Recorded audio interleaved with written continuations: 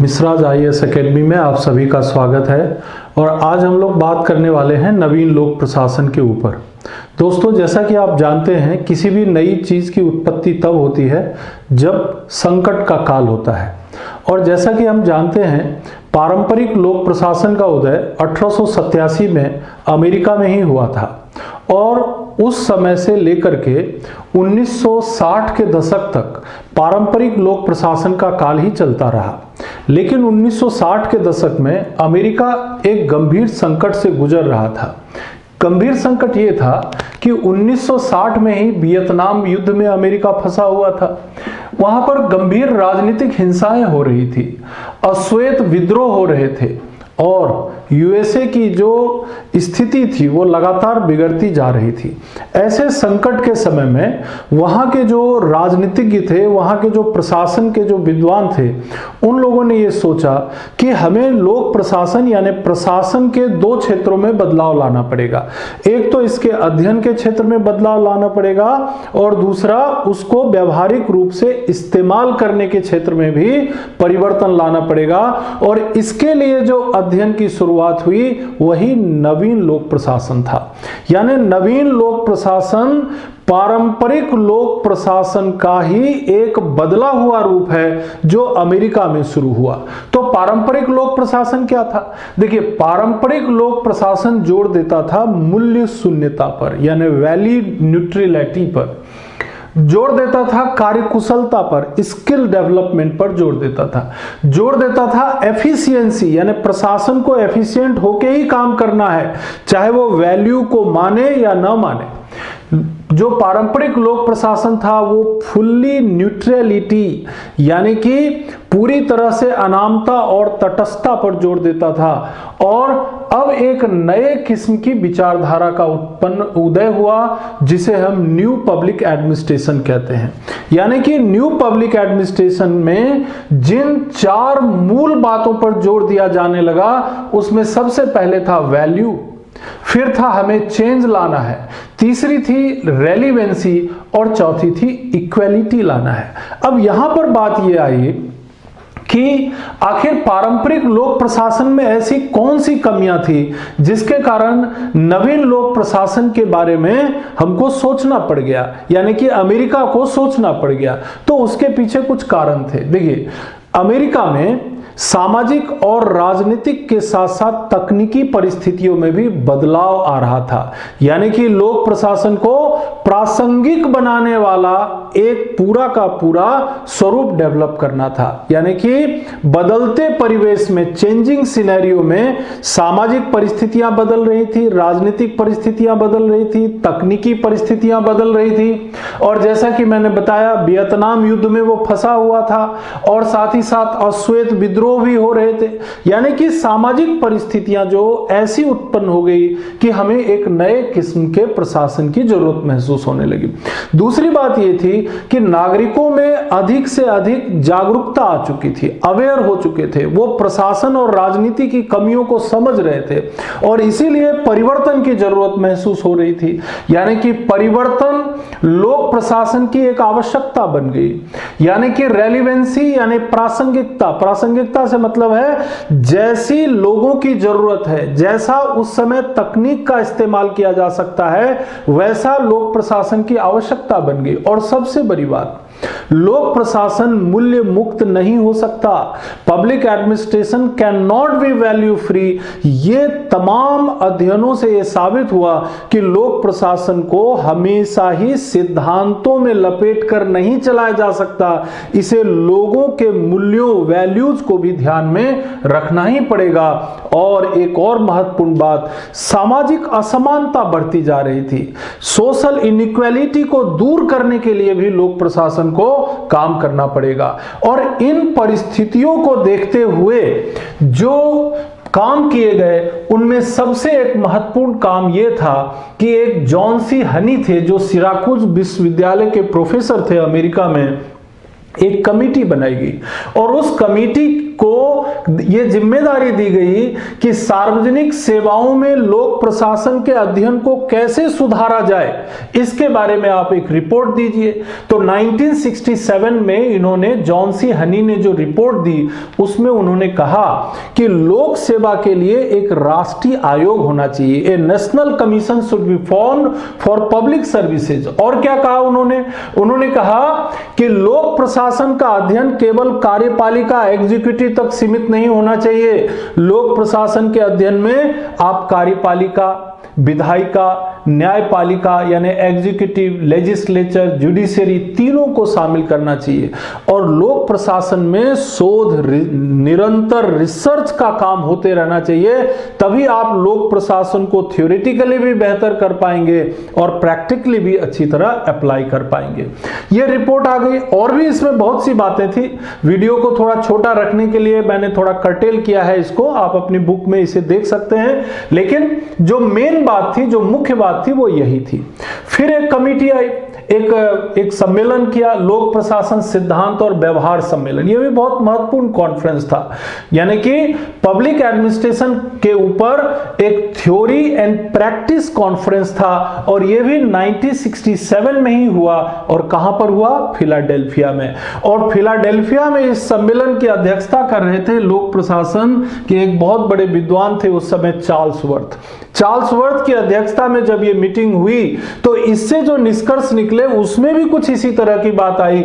उन्होंने भी कहा कि आजकल लोक प्रशासन को चलाने के लिए पद सोपान, हायरार्की पर बहुत ज्यादा जोर दिया जा रहा है। ये तर्क संगत नहीं है, दिस इज नॉट रेशनल, क्योंकि आपको लोगों के हितों और उनके मूल्यों का भी ध्यान रखना है। आप केवल अगर सिद्धांतों और पद सोपान में ही उलझे रहेंगे तो गड़बड़ी हो सकती है। बेरोजगारी, अनएम्प्लॉयमेंट भी चरम पर था, गरीबी बढ़ती जा रही थी, शहरों में प्रदूषण, पॉल्यूशन बढ़ता जा रहा था और अमेरिका कई सामाजिक समस्याओं से घिरता जा रहा था। तो इन्होंने कहा, यानी कि लोक प्रशासन सिद्धांत और व्यवहार सम्मेलन का यह निष्कर्ष था कि लोक प्रशासन को ये जो सामाजिक समस्याएं, ये जो सोशल प्रॉब्लम्स हैं, ये जो जनता की गंभीर समस्या हैं, इनसे जुड़कर काम करना पड़ेगा। और इसीलिए ये निष्कर्ष भी निकाला गया कि नीति निर्माण, पॉलिसी फॉर्मेशन और लोक प्रशासन का विभाजन सही नहीं है, क्योंकि जहां भी नीति निर्माण होगा वहां पर लोक प्रशासन की आवश्यकता होगी ही। इसीलिए नीति निर्माण और लोक प्रशासन को पूरी तरह अलग नहीं किया जा सकता, जैसा कि पारंपरिक लोक प्रशासन में आपने देखा था। 1887 में 1887 में जब वुड्रो विल्सन ने लोक प्रशासन को एक विषय के रूप में विकास करने के लिए निबंध लिखा तो उसमें उन्होंने यही लिखा था कि राजनीति को लोक प्रशासन से अलग करना चाहिए, क्योंकि लोक प्रशासन एक अलग चीज है, एक अलग पढ़ाई है, एक अलग तरीका है और राजनीति का जो दृष्टिकोण है वो अलग है। लेकिन अब समय बदल गया है और उस बदलते परिवेश में 1967 में 1967 में फिलाडेल्फिया के इस सम्मेलन में ये बात निकल कर के आई कि नीति निर्माण और लोक प्रशासन को दूर नहीं किया जा सकता, ये आपस में जुड़े हुए हैं। और यही सब जो विचारधारा है ये नवीन लोक प्रशासन की आधारभूत विचारधारा बन जाएगी। और बात यही नहीं रुकती है, अब और आगे बात बढ़ती है। अगला जो सम्मेलन होता है इसी विषय को लेकर के कि अमेरिका में लोक प्रशासन कैसा होना चाहिए, क्या सुधार करना चाहिए, इसको बहुत महत्वपूर्ण माना जाता है। और इस सम्मेलन का नाम है मिन्नोब्रुक सम्मेलन, मिन्नोब्रुक कॉन्फ्रेंस। और मिन्नोब्रुक जो है ये अमेरिका में एक जगह है, ये सिराकुज यूनिवर्सिटी के अंतर्गत आता है और यहां पर 1968 में 1968 में बहुत बड़ा सम्मेलन हुआ। और इस सम्मेलन में उस समय जो युवा पीढ़ी के लोग थे, जो यूथ थे, ज्यादा से ज्यादा युवाओं ने इसमें भागीदारी की और उसको उनको गाइड करने के लिए आए ड्वाइट वाल्डो ने गाइड किया। और इस सम्मेलन से और भी महत्वपूर्ण निष्कर्ष निकले। उन्होंने कहा कि भाई परिवर्तनशील समाज में लोक प्रशासन की भूमिका का अध्ययन होना चाहिए।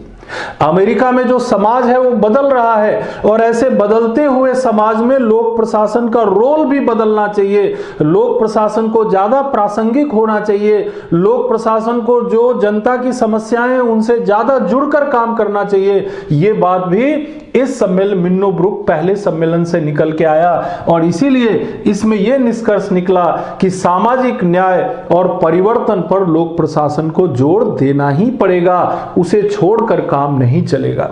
फिर देखिए मिन्नोब्रुक कॉन्फ्रेंस हर एक 20 साल में होता है। तो 1968 में पहला हुआ, फिर मिन्नोब्रुक कॉन्फ्रेंस 1988 में भी हुआ।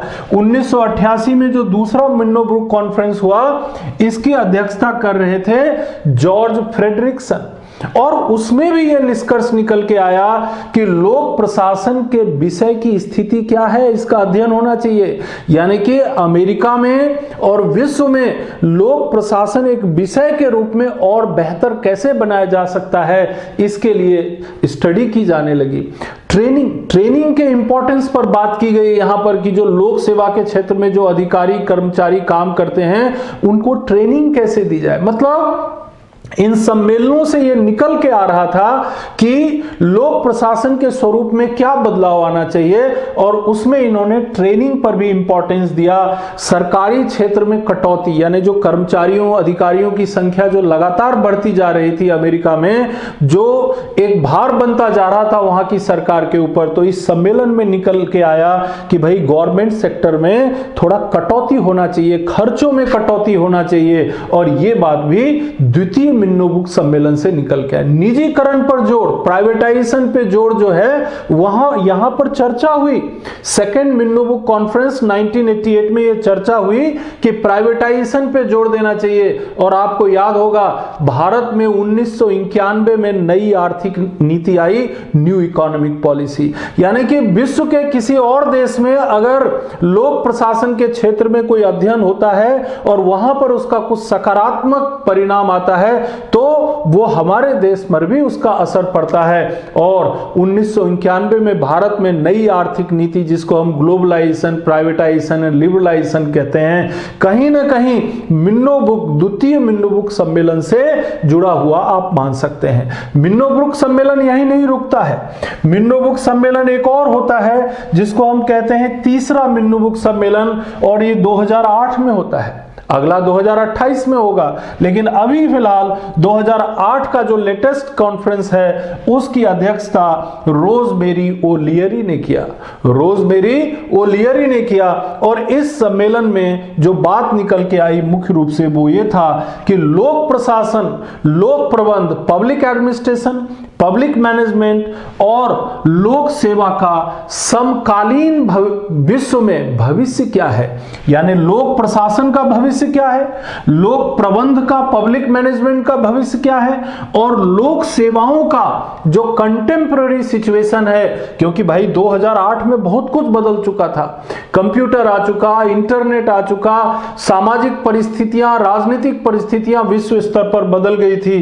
तो 2008 के इस मिन्नोब्रुक सम्मेलन में इस पर चर्चा हुई। लेकिन हमारा जो मुख्य बिंदु है वो है नवीन लोक प्रशासन। तो जब आप नवीन लोक प्रशासन की बात करेंगे तो आपको ध्यान रखना होगा कि नवीन लोक प्रशासन के विकास में हनी रिपोर्ट, फिलाडेल्फिया सम्मेलन और पहला जो मिन्नोब्रुक सम्मेलन हुआ, इन तीनों का बहुत महत्वपूर्ण योगदान है। और इन्होंने ही लोक प्रशासन के स्वरूप में बदलाव लाने की वकालत की, जिसमें मुख्य रूप से 4 बिंदु आए। लोक प्रशासन में वैल्यू, लोक प्रशासन में चेंज, लोक प्रशासन में रेलिवेंसी एंड लोक प्रशासन में सोशल इक्वालिटी पर जोर देने की बात नवीन लोक प्रशासन की प्रमुख विशेषताएं हैं। ध्यान रहे इस समय 2 किताबें भी महत्वपूर्ण मानी जाती हैं। एक तो toward a new public administration, मिन्नोब्रुक perspective, जो कि फ्रैंक मैरिनी की किताब है। ये फ्रैंक मैरिनी की किताब है।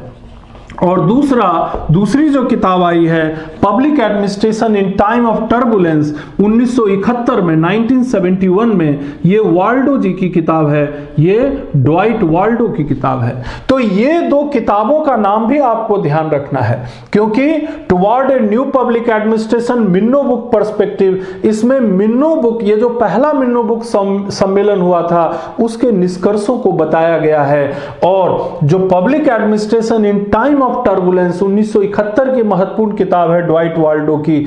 इसमें अमेरिका में जो उथल पुथल चल रहा था, अमेरिका में जो परिस्थितियां, जो नई परिस्थितियां बन चुकी थी, उसको लेकर के इसमें बताया गया है। तो कुल मिलाकर के नवीन लोक प्रशासन का उदय अमेरिका में उत्पन्न परिस्थितियों के कारण हुआ और नवीन लोक प्रशासन ने लोक प्रशासन की दिशा को बदलने का काम किया और लोक प्रशासन में यह बताने का प्रयास किया कि लोक प्रशासन में मूल्यों को महत्व, वैल्यूज को महत्व दिया जाना चाहिए। यानी लोक प्रशासन को लोगों की जो वैल्यूज हैं, लोगों के जो इच्छाएं हैं, लोगों की जो समस्याएं हैं, उनको ध्यान में रख करके काम करना चाहिए। तो इसीलिए लोक प्रशासन को सामाजिक परिवर्तन के लिए काम करना पड़ेगा, उनके वैल्यूज को ध्यान में रख के काम करना पड़ेगा, समाज में समानता लाने के लिए काम करना पड़ेगा और साथ ही साथ लोक प्रशासन को रेलिवेंट बनना पड़ेगा, यानी प्रासंगिक बनना पड़ेगा। यह बात नवीन लोक प्रशासन से ही निकल कर आई। धन्यवाद, आप लोगों ने इस पूरे वीडियो को ध्यान से सुना, इसके लिए आपको बहुत बहुत धन्यवाद। Thank you very much.